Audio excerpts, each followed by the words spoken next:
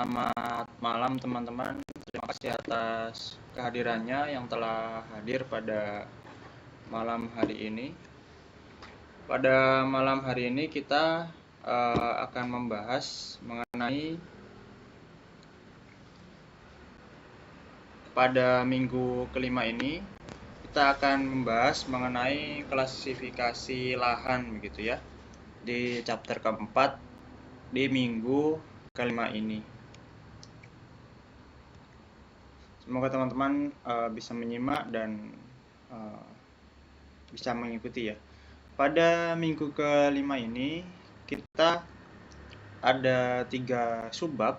Yang pertama adalah klasifikasi lahan, terus kelas klasifikasi, kemudian klasifikasi penggunaan lahan.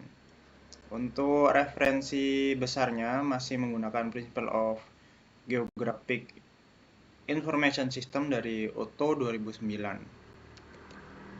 Nah, untuk subbab pertama, klasifikasi lahan, seperti yang kita tahu dan kita pelajari di minggu-minggu sebelumnya, bahwa ketika kita mengolah data, baik itu raster ataupun vektor dari data yang kita input ke dalam sebuah software yang kita siapkan, kita juga perlu memperhatikan yang namanya klasifikasi atau pengelompokan kayak gitu.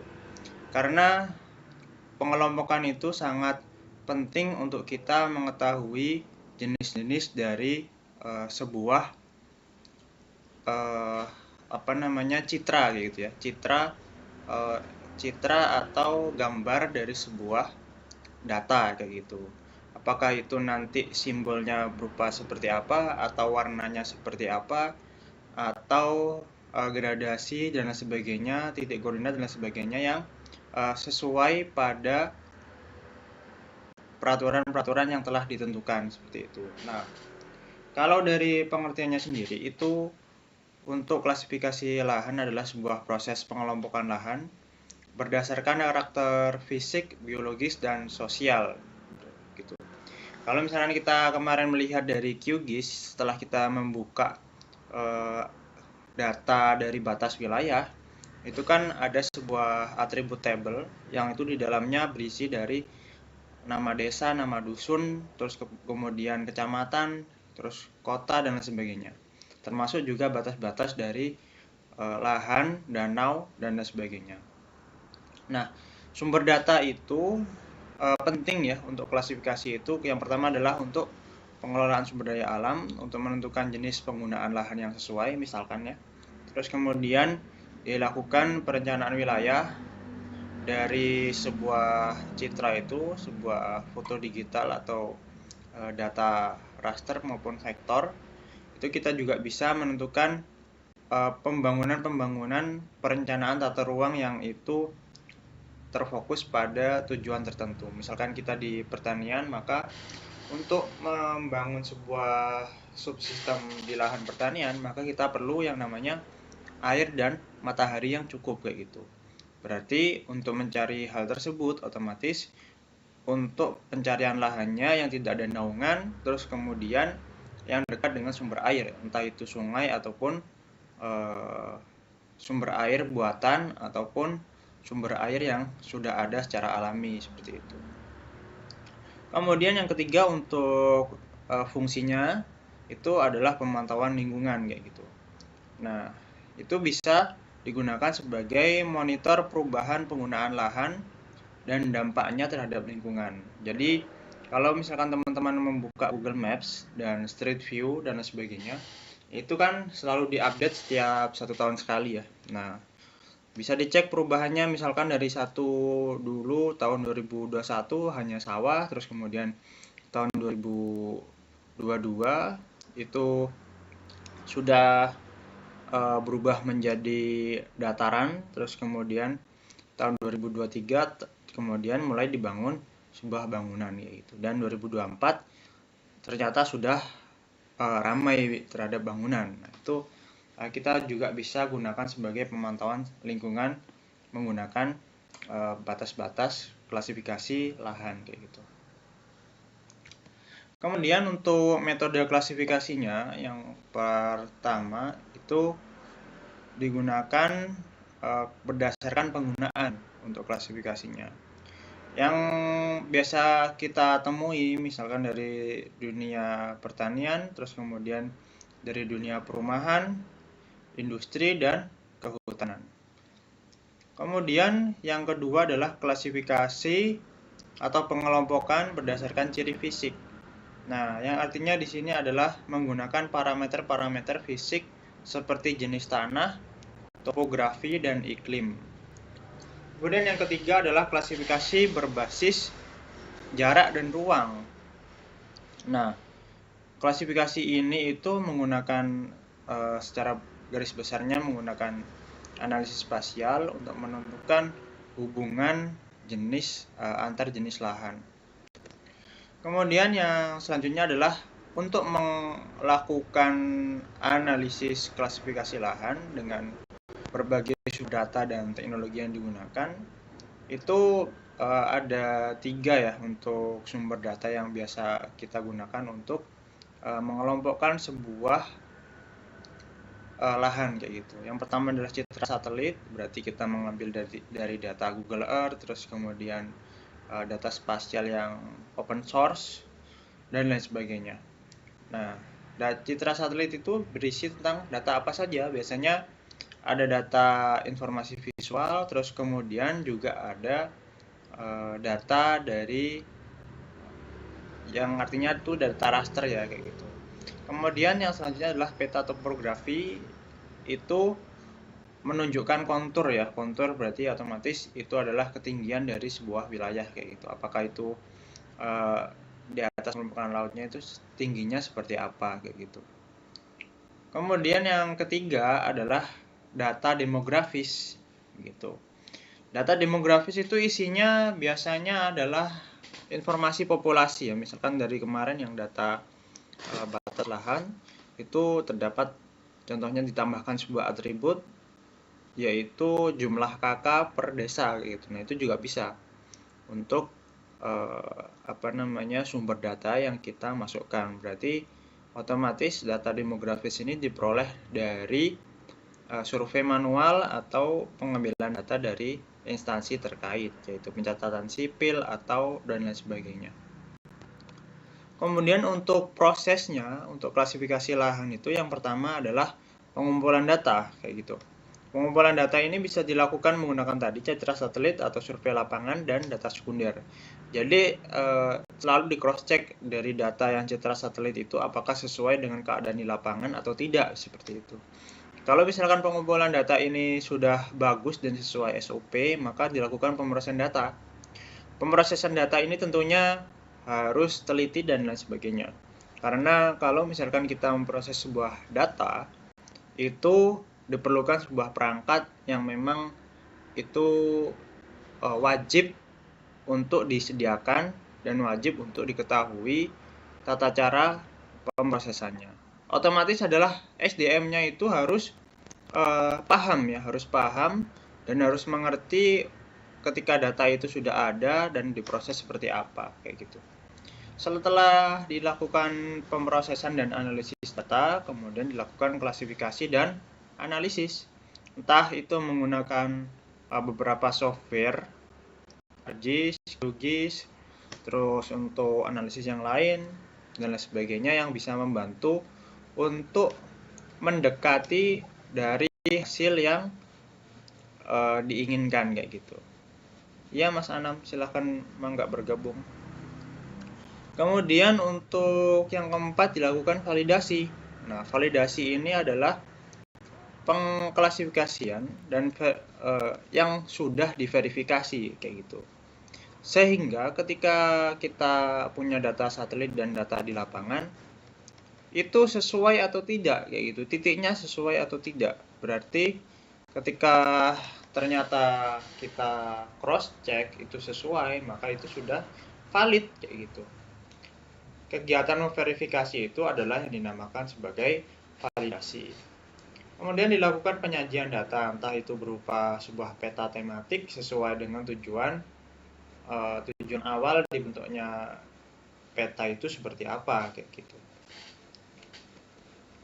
Nah, kemudian selanjutnya adalah kelas klasifikasi. Kalau misalkan kita melihat dari slide ini, ada yang namanya kelas kemampuan lahan. Apakah kalau misalkan kelas pertama, ini bacanya dari kiri contohnya, itu pembatasan dan ancaman semakin meningkat. Kebebasan memilih semakin berkurang dan alternatif penggunaan lahan semakin terbatas. Kalau dari ini, dari atas secara horizontal, intensitas penggunaan lahan bertambah tinggi, kayak gitu. Nah, kalau ini kan berarti kelas, terus ini intensitas penggunaan lahan. Contohnya adalah cagar alam yang memiliki kebebasan memilih semakin berkurang di kelas 8, gitu. Berarti dia adalah warnanya merah kayak gitu. Berarti di situ ada ancaman gitu ya. Cagar alamnya ini apakah dia sudah tidak terkondisikan dengan baik atau memang cagar alamnya ini sudah rusak kayak gitu. Nah, itu pembacanya seperti itu. Nah, kalau misalkan kelas 1 berarti dia masih bagus, masih alami, masih sesuai dengan standar dari cagar alam secara nasional dan internasional kayak gitu. Terus kemudian kalau misalkan berarti ini lahan ini kan tidak boleh ditanami kayak gitu. Kemudian yang selanjutnya kita pilih ke yang coba kita lihat bercocok tanam. Nah, penggunaan lahan yang sangat tinggi. Bercocok tanam terbatas contohnya kayak gitu ya. Berarti yang ini. Nah, bercocok tanam terbatas ini batasnya hanya sampai kelas keempat gitu. Nggak bisa sampai kelas 5 dan lain sebagainya. Berarti otomatis untuk kondisi lahannya itu memang penggunaan lahannya itu sangat tinggi, tapi untuk pembatasan ancamannya itu hanya sampai di kelas 4 ya gitu. Jadi nggak bisa memilih lebih jauh sampai ke 8 gitu, karena hanya terbatas di kelas 4 itu sendiri kayak gitu. Kemudian kalau misalkan kita melihat dari kelas 1, ini penjelasannya lebih detail. Kelas 1 itu tidak memiliki pembatas yang artinya adalah sawah irigasi contohnya. Kemudian yang kelas 2 itu pembatas fisik ringan. Biasanya sedikit ada upaya untuk konservasi. Apakah itu untuk membuat sawah irigasi, terus kemudian tak ada hujan dan sebagainya. Kemudian yang kelas 3 itu berarti pembatasan fisik sedang. Nah, berarti perlu upaya konservasi untuk segala bentuk usaha. Begitu. Nah, perlu upaya konservasinya seperti apa? Misalkan menambahkan bahan organik, terus kemudian pola tanam yang baik dan lain sebagainya. Kemudian untuk yang kelas 4 pembatas fisik berat, artinya itu sangat sangat jauh dan tidak bisa dimanfaatkan oleh teman-teman di pertanian ataupun kehutanan. Terus kita sampai ke kelas 8 kayak gitu. Nah, kelas 8 ini ternyata sampai dia kecuramannya itu sampai 90% berbatu, kawasan lindung tidak sesuai untuk segala tanaman pertanian. Nah, berarti kalau kita baca lihat dari sini, berarti semakin ke 8 itu semakin ketat kayak gitu ya. Semakin ketat untuk regulasinya. Selain regulasinya ketat, itu juga sebagai konservasi kayak gitu. Sebagai konservasi. Nah, kalau misalkan yang pertama berarti ini tidak ada pembatasnya. Lahannya datar, tidak miring, terus kondisi tanahnya bagus, terus airnya bagus dan lain sebagainya. Nah, kalau misalkan yang 8 berarti dia sangat susah untuk ditanami, kemiringannya sangat miring, terus kemudian bebatuan, dan itu banyak naungan, pohon besar dan lain sebagainya. Nah, seperti itu. Terus kemudian kelas 1 sampai 4 ini adalah yang sesuai untuk pertanian kayak gitu ya, untuk pertanian. Sedangkan yang kelas 5 sampai 8 ini untuk vegetasi permanen, artinya adalah tanaman berkayu kayak gitu. Kalau kita lihat dari sini, berarti untuk yang kelima sampai 8 ini bisa untuk tanaman berkayu. Nah, apa saja? Penggembalaan intensif, terus kemudian penggembalaan sedang, penggembalaan terbatas, hutan alam dan cagar alam, kayak gitu. Nah, selain itu yang di sini berarti tidak bisa, kayak gitu ya. Nah, kemudian dilakukan yang namanya klasifikasi penggunaan lahan. Klasifikasi penggunaan lahan ini kalau misalkan kita melihat dari referensinya Anderson et al. Dalam Purwadi 2001, bahwa klasifikasi penggunaan lahan itu adalah pengelompokan beberapa jenis penggunaan lahan berdasarkan kelas-kelas tertentu dan dapat dilakukan dengan pengelompokan di dalam kelas berdasarkan intensitas faktor penghambatnya. Sedangkan menurut Arsyad itu, klasifikasi penggunaan lahan itu adalah penilaian komponen lahan secara sistematis gitu ya, berdasarkan sifat dan potensinya. Nah, berarti untuk klasifikasi penggunaan oleh masyarakat itu biasanya digunakan sebagai apa? Yang pertama adalah untuk pertanian, perkebunan, perumahan, atau bero, kalau bahasa Jawanya itu bero, yang artinya adalah dibiarkan atau tidak digunakan. Nah, kemudian untuk konsep dasarnya, untuk pengklasifikasian sebuah lahan, itu adalah ada dua ya, penggunaan lahan dan klasifikasi penggunaan lahan berdasarkan regulasi-regulasi ataupun kebijakan gitu. Nah, penggunaan lahan ini yang pertama adalah modifikasi yang dilakukan manusia terhadap lingkungan hidup menjadi lingkungan terbangun seperti pertanian dan pemukiman. Nah, kemudian untuk klasifikasi penggunaan lahannya kita pasti menggunakan SNI ya, untuk ketika kita mendesain sebuah tata ruang itu kita harus berpedoman pada SNI, terus kemudian National Land Use Database, dan yang terakhir adalah perencanaan tata ruang dan lain sebagainya. Nah, untuk klasifikasi penggunaan lahan SNI, ini kalau nggak salah di SNI 7645. Nah, nanti perlu dicatat itu. 7645 ya. Nanti kalau nanti ingatkan saya untuk meng-share dokumen dari SNI tersebut ya.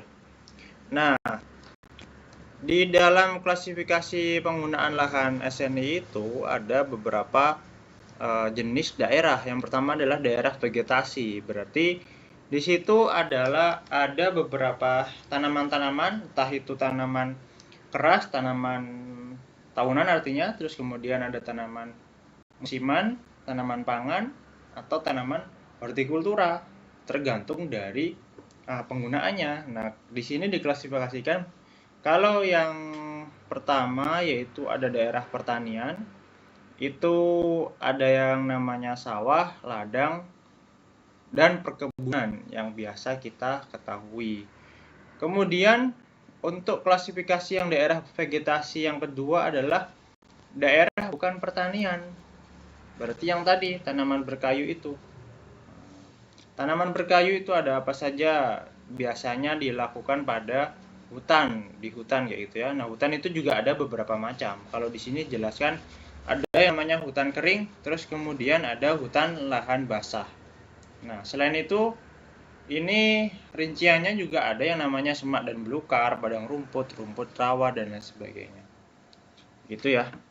Nah, kemudian selanjutnya adalah daerah tak bervegetasi. Artinya di sini tidak ada tanamannya gitu ya, tidak ada tanamannya. Yang pertama adalah lahan terbuka, misalkan di suatu lapangan yang terdiri dari semen yaitu. Nah, contohnya ada di penerbangan, jalur penerbangan untuk landing dan untuk take off. Nah, itu kan salah satu lahan terbuka yang digunakan untuk keperluan transportasi udara kayak gitu. Nah, terus kemudian setelah ada lahan terbuka, Itu selanjutnya ada pemukiman dan lahan bukan pertanian, lahan terbangun, lahan tidak terbangun. Nah, lahan terbangun tadi berarti yang bandara itu masuk lahan terbangun. Kemudian untuk yang pemukiman, permukiman, terus kemudian ada jaringan jalan. Nah, itu masuk kepada permukaan dan lahan bukan pertanian, kayak gitu ya. Nah, itu juga termasuk kepada lahan yang terbuka tadi. Kemudian yang kedua adalah lahan tidak terbangun. Lahan tidak terbangun ini apa? Berarti secara alami itu memang ada seperti itu. Mungkin di daerah padang pasir misalkan kayak gitu. Nah, itu kan juga masuk kepada lahan yang tidak terbangun tapi tidak bervegetasi kayak gitu. Kemudian yang ketiga adalah perairan. Nah, perairan ini ada beberapa macam ya. Ada danau atau waduk. Berarti misalkan ada yang buatan ataupun tidak buatan itu juga masuk ke dalam sini. Kemudian ada rawa, mungkin di Jombang saya nggak tahu ya rawa itu di mana. Terus kemudian yang tiga sungai dan lain-lain. Nah, seperti yang kita terjadi di Jombang kan sedang ada pembangunan alternatif Sungai Brantas. Nah, itu mereka biasanya sebelum membangun tersebut melakukan studi tentang lewatnya dari sebuah aliran yang dibangun kayak gitu. Apakah itu lebih efisien ataukah itu tidak efisien ataukah itu biasa saja kayak gitu. Nah, kedalamannya pun perlu diperhatikan sebelum membangun. Secara fisik tadi sudah dijelaskan ya, secara fisik, secara biologis itu nanti kedepannya seperti apa kayak gitu. Kalau misalnya dialiri sebuah aliran, berarti ada beberapa tantangan yang harus dilakukan, yaitu pengecoran permanen untuk menghindari dari erosi dari sebuah aliran yang dialirkan untuk alternatif berantas yang ada di daerah kita kayak gitu. Kalau misalkan tidak di tidak di permanen cor seperti itu, maka dia akan menggerus lahan-lahan di sampingnya kayak gitu. Nah, itu adalah salah satu contoh untuk penggunaan lahan sungai dengan lahan terbangun kayak gitu ya, jaringan irigasi. Kemudian klasifikasi penggunaan lahan berdasarkan NLD, National Land Use Database. Nah, ini biasanya adalah dirintis dari pemerintah Inggris, yaitu mencakup dari 12 divisi utama dan 49 kelas. Sangat banyak sekali ya. Nah, 12 divisi itu ada apa saja? Yang pertama adalah pertanian, daerah hutan, padang rumput, terus kemudian air dan lahan basah,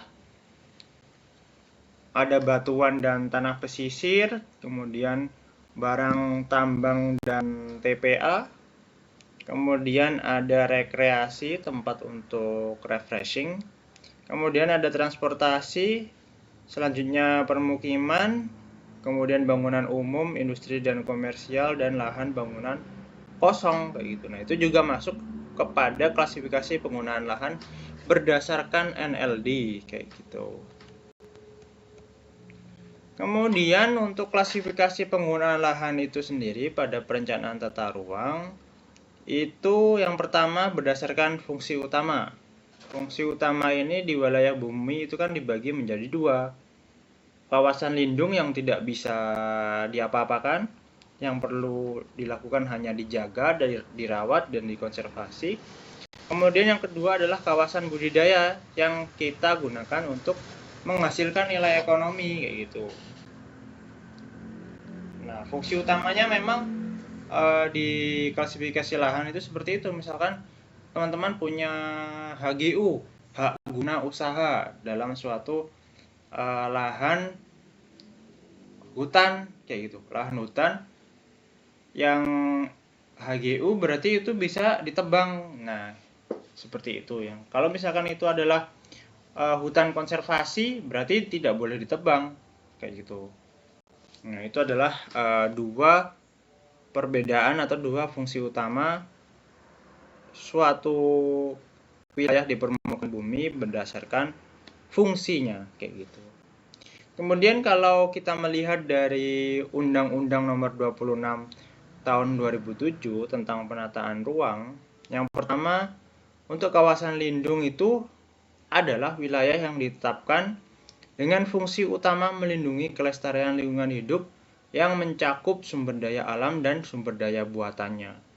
Berarti ternyata di dalam kawasan lindung pun ada beberapa sumber daya buatan untuk mengoptimalkan dari daerah kawasan lindung tersebut. Misalkan di kawasan lindung tersebut tidak ada sumber air, nah itu dibuatlah sumber air mungkin di beberapa titik untuk meningkatkan kelestarian yang ada di dalam sebuah ekosistem di dalamnya, kayak gitu. Kemudian yang kedua di UU Nomor 26 Tahun 2007 itu, kawasan budidaya itu diartikan sebagai wilayah yang ditetapkan sebagai fungsi utama untuk dibudidayakan atas dasar kondisi dan potensi sumber daya alam, SDM, dan sumber daya buatan. Berarti untuk peningkatan nilai ekonomis, kawasan budidaya ini harus dan bisa untuk dipaksakan bekerja untuk kita, kayak gitu ya, untuk kawasan budidaya, kayak gitu. Jadi kalau misalkan kawasan budidaya itu nganggur, berarti itu tidak menjalankan sesuai fungsinya, yaitu balik lagi kepada pemiliknya, kayak gitu ya. Kalau misalkan punya lahan berhektar-hektar tapi tidak ditanam, nah itu dibalikkan lagi kepada pemiliknya. Kecuali kalau untuk penataan ruang lahan yang luas itu sudah ada perjanjian-perjanjian yang dibaliknya, maka harus disesuaikan, kayak gitu. Nah, klasifikasi kawasan lindung itu kalau kita lihat di sini ada 6 ya. Yang pertama adalah kawasan yang memberikan perlindungan bagi kawasan di bawahnya. Kemudian yang kedua adalah kawasan suaka alam. Yang ketiga adalah kawasan pelestarian alam. Keempat adalah kawasan rawan bencana. Terus yang kelima adalah kawasan perlindungan setempat. Yang terakhir adalah kawasan perlindungan lainnya. Nah, kalau misalkan kawasan yang memberikan perlindungan bagi kawasan di dalamnya itu seperti apa? Kawasan yang berfungsi untuk dilindungi dan konservasi, misalkan bergambut, terus kemudian daerah resapan air. Nah, itu biasanya sangat tidak boleh diganggu untuk penggunaan lahannya. Kemudian untuk kawasan yang suaka alam itu ya seperti yang kita tahu yang dalam klasifikasi lahan di depan sudah jelas ya, yaitu adalah kawasan cagar alam dan suaka marga satwa dan kawasan suaka alam laut dan perairan lainnya. Kalau kawasan pelestarian alam itu berarti dia biasanya dibangun ya, buatan. Nah, ada apa saja? Ada Taman Nasional, Tahura gitu ya. Tahura itu taman hutan raya. Kemudian ada wisata alam dan cagar budaya. Itu masuk kepada kawasan pelestarian alam. Nah, kemudian untuk yang rawan bencana berarti itu biasanya disingkat dengan KRB, gunung berapi atau gempa bumi dan lain sebagainya. Yang itu berarti di titik-titik tertentu yang memang itu bisa dijadikan patokan ketika terjadi bencana. Kemudian yang kelima adalah kawasan perlindungan setempat. Ini ada beberapa ya, sempadan pantai, sempadan sungai, kawasan sekitar waduk, dan situ itu juga masuknya seperti danau ya. Terus kemudian kawasan sekitar mata air. Yang selanjutnya adalah kawasan perlindungan lainnya. Berarti ini juga buatan yang terdiri dari berbagai macam desain-desain yang itu sudah ditentukan sejak awal berdasarkan keperluannya. Yang pertama adalah taman buru, terus kemudian ada daerah perlindungan laut lokal, kawasan pengungsian satwa, dan yang terakhir adalah kawasan pantai berhutan bakau. Nah, mungkin sampai sini ada pertanyaan teman-teman sebelum kita lanjut. Oke, kita lanjut ya. Nah, terus kemudian yang pertama adalah klasifikasi kawasan budidaya, yaitu kawasan hutan produksi. Nah, ini ada beberapa jenis ya untuk kawasan hutan. Yang pertama adalah HPT, hutan produksi terbatas. Nah, berarti ini masih bisa ditebang, tapi ada beberapa sistem atau kebijakan atau regulasi yang harus dijalankan, gitu. Jadi nggak bisa menebang dari 100 hektar tebang semua, itu nggak bisa gitu. Ada regulasi tertentu yang harus dipatuhi, seperti melakukan penebangan pemilihan, berarti umurnya sudah sesuai, terus kemudian sudah ada penggantinya sebelum ditebang gitu. Berarti ketika dia menebang di tanggal atau di tahun sekian, 5 tahun sebelumnya atau 10 tahun sebelumnya sudah menanam bibit baru untuk menggantikan tanaman yang ditebang tersebut. Contohnya ada tanaman apa saja yang biasa digunakan sebagai produksi kayu. Nah, biasanya sengon, terus kemudian pinus, gaharu, dan lain sebagainya. Kemudian ada yang namanya hutan produksi tetap, HP ya, singkatannya HP. Nah, HP ini hutan yang dapat ditebang semuanya, dieksploitasi itu bisa. Entah itu menggunakan regulasi tebang pilih atau tebang habis, itu nggak apa-apa ya untuk hutan produksi tetap. Jadi kalau misalkan ada pemilik hutan produksi, itu biasanya dimiliki oleh perusahaan-perusahaan swasta yang besar gitu ya. Misalkan pulp and paper gitu ya, untuk kertas. Nah, biasanya mereka menanam pohon yang difungsikan untuk kertas atau untuk karet. Itu di Sumatera banyak ya untuk karet. Nah, itu ditebang habis tidak masalah ya, atau ditebang pilih, itu ya terserah dari penggunanya gitu, pemiliknya gitu. Nah, terus kemudian ada kawasan hutan produksi konversi atau HPK. Nah, ini adalah hutan cadangan yang digunakan untuk pemukiman, transmigrasi, pertanian, dan perkebunan, dan merupakan hutan produksi yang tidak produktif kayak gitu. Nah, hutan produksi konversi ini ternyata tidak produktif, teman-teman. Berarti di situ biasanya ditanami dengan tanaman yang terbatas kayak gitu ya. Tanaman yang terbatas, mungkin hasil dari beberapa bekas tanah gambut misalkan kayak gitu. Nah, tanah gambut kan sifatnya masam, sehingga jarang tanamannya bisa tumbuh di sana seperti itu.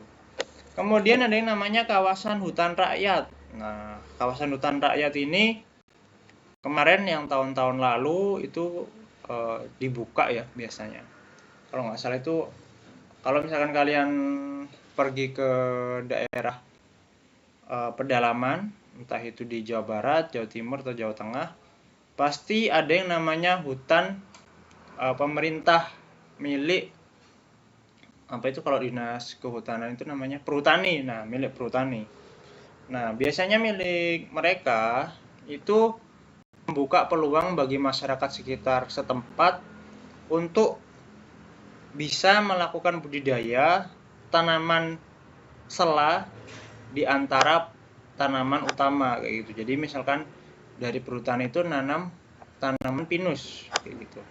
Nah, di situ masyarakat sekitar, ada masyarakat hutan ya, masyarakat hutan itu bisa menanam tanaman-tanaman sela, contohnya kopi, terus contoh yang lain adalah rempah-rempah dan sebagainya. Itu bisa dilakukan seperti itu karena sudah ada perizinan-perizinan tertentu dan sudah dipersilahkan jika itu termasuk kepada kawasan hutan rakyat kayak gitu ya. Nah, seperti itu teman-teman. Ternyata kawasan hutan itu beberapa klasifikasinya itu sangat banyak ya. Terus kemudian bagi teman-teman yang memiliki atau berdampingan di sebelah hutan dan lain sebagainya. Nah, perlu diperhatikan seperti ini. Kayak gitu. Karena kalau misalkan kita melanggar itu, kalau di kawasan hutan biasanya ada polisi hutan. Nah, polisi hutan itu yang memantau dari aktivitas-aktivitas yang dinilai tidak sesuai dengan prosedur kayak gitu. Nanti bisa dipasalkan dan berurusan dengan hukum. Biasanya seperti itu. Kemudian kalau kita melihat pada kawasan pertanian nih, ranah-ranah kita nih. Yang pertama adalah kawasan tanaman pangan lahan basah. Nah, lahan basah itu biasanya tanahnya kebanyakan adalah clay atau lempung ya. Lempung, terus kemudian pasirnya sedikit, terus liatnya banyak. Nah, itu untuk aerasinya sehingga sangat minim ya, sangat terbatas aerasinya, sehingga ketika teman-teman menanam tanaman pangan itu susah untuk airnya itu diserap ke dalam lapisan hingga bedrock kayak gitu, yang batuan besar. Kalau misalkan kalian belajar struktur tanah ya, batuan besar. Nah, berarti di situ ada penutupnya gitu ya, penutupnya, dan pori-pori tanah itu sangat minim sehingga terjadilah lahan basah. Nah, alternatifnya ketika lahan seperti ini digunakan seperti apa, pencegahannya atau pengoptimalannya itu seperti apa ya? Diberikan bahan organik dan lain sebagainya. Tapi ini hanya untuk pengoptimalan ya, tapi kita sekarang belajar klasifikasinya saja. Kemudian yang kedua adalah klasifikasi kawasan tanaman pangan dengan lahan kering. Nah, biasanya ini di daerah-daerah yang tak ada hujan dan lain sebagainya, itu banyak kawasan tanaman yang lahan kering kayak gitu. Entah itu untuk jagung, terus cabai, kedelai dan lain sebagainya. Kemudian ada yang namanya kawasan tanaman tahunan atau perkebunan. Berarti di sini kalau nggak pohon ya perdu ya, kayak gitu. Berarti dia biasanya dipanen setahun sekali atau setahun 2 kali. Contohnya apa? Nah, biasanya ini juga masuk kepada PTPN kalau nggak salah kalau ini ya. Biasanya PTPN yang berkutik pada tanaman tahunan dan perkebunan gitu. Cengkeh, kakao, karet, kopi dan sejenisnya itu semuanya masuk kepada tanaman tahunan yang bisa dipanen setahun sekali. Kemudian ada yang namanya kawasan peternakan. Ada kawasan perikanan darat. Nah, perikanan darat ini seperti apa? Jangan berpikir kalau ikan itu di darat kayak gitu ya. Tapi ini adalah perikanan air tawar, maksudnya seperti itu. Biasanya ada apa saja? Ada air payau, air tawar, dan lain sebagainya. Seperti yang dilakukan oleh mungkin teman-teman semua di rumah atau saudara-saudara yang sedang melakukan budidaya, itu melakukan desain kolam atau desain lahan. Nah, masuknya kepada kawasan perikanan darat, teman-teman. Kemudian ada yang namanya kawasan perikanan air payau dan laut. Nah, air asin berarti ya. Di sini berarti masuknya ke dalam laut, terus kemudian membuat terumbu-terumbu atau membuat pembatas-pembatas yang ada di laut, terus kemudian dibudidayakan di sana. Seperti itu. Juga bisa diklasifikasikan berdasarkan SNI yang ada, sudah ada regulasinya kayak gitu. Kemudian yang ketiga adalah kawasan pertambangan. Nah, berarti ini ada potensi mineral atau minyak bumi atau sesuatu yang ada di dalamnya yang bisa dipanen kayak gitu. Nah, biasanya kalau kawasan pertambangan itu izinnya lumayan susah dan agak ribet ya, karena kekayaan alam itu biasanya lebih mendetail untuk jenis kegiatannya, terus kemudian peruntukannya seperti apa. Kemudian yang keempat adalah kawasan budidaya lainnya, entah itu untuk industri, pariwisata, pemukiman, dan kawasan pemerintahan. Itu untuk klasifikasinya itu ada di lebih detailnya itu ada di dalam dokumen SNI tersebut. Nah, kalau kita melihat dari Kementerian ATR, terus kemudian BPN, Badan Pertanahan Nasional tahun 97, itu penggunaan tanah perkotaan itu ada beberapa jenis-jenis penggunaannya. Nah, itu berdasarkan skala 1 sampai 1 banding 50 juta dan 1 banding 50.000 dan 1 banding 25.000. Nah, ada beberapa klasifikasi ya di sini. Ada 12. Nah, 12 itu lain-lain.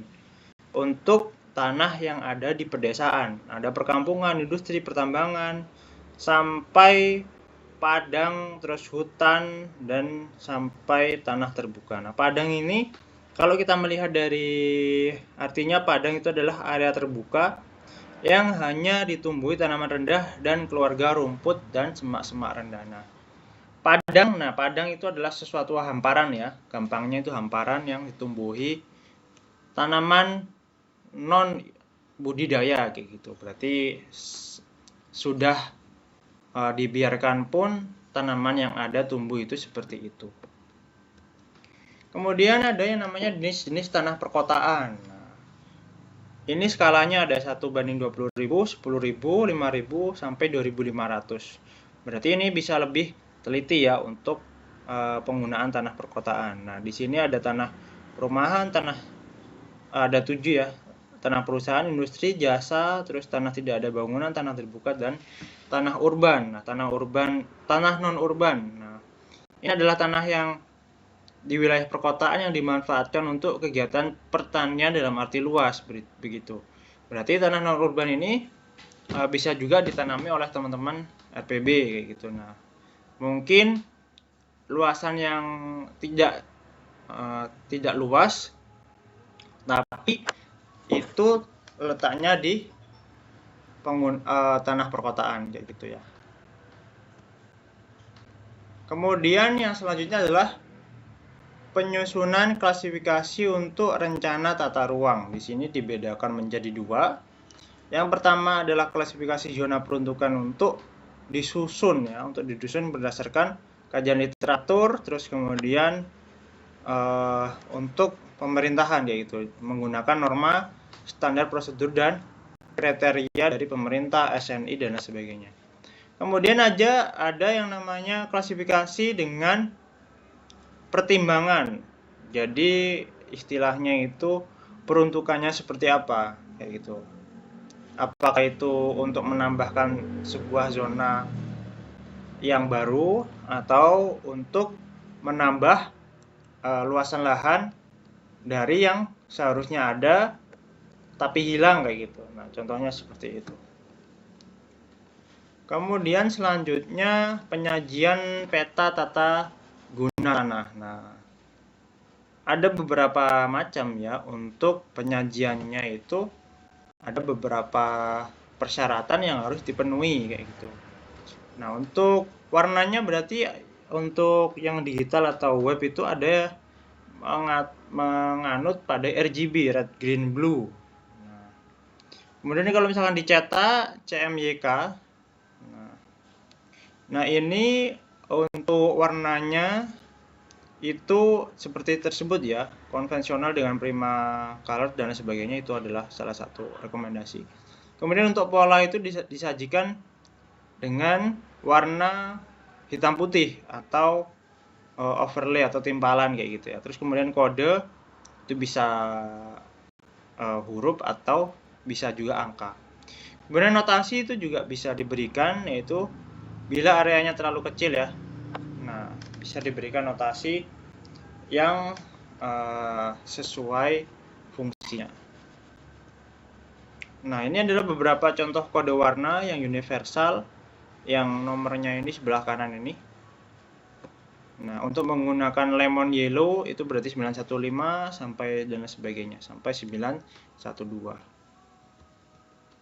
Ini lebih jelasnya seperti ini ya, untuk keterangan warnanya. Untuk laut dalam berarti warnanya biru pekat.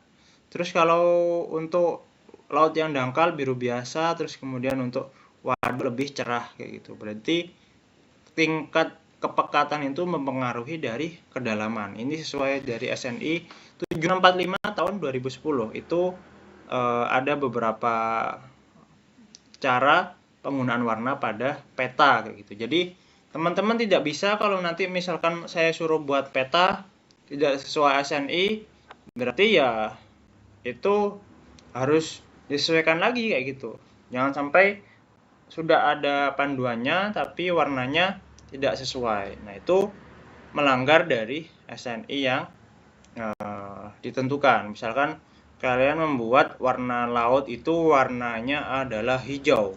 Nah, laut warna hijau nanti orang pasti bertanya kayak gitu. Ini hutan, sawah, atau danau kayak gitu. Nah, sudah ada SNI yang itu untuk menyatukan persepsi dari semua orang kayak gitu ya. Nah, mungkin seperti itu pada malam hari ini dan tidak ada praktek ya teman-teman. Dari tayangan berikut, teman-teman apakah ada pertanyaan?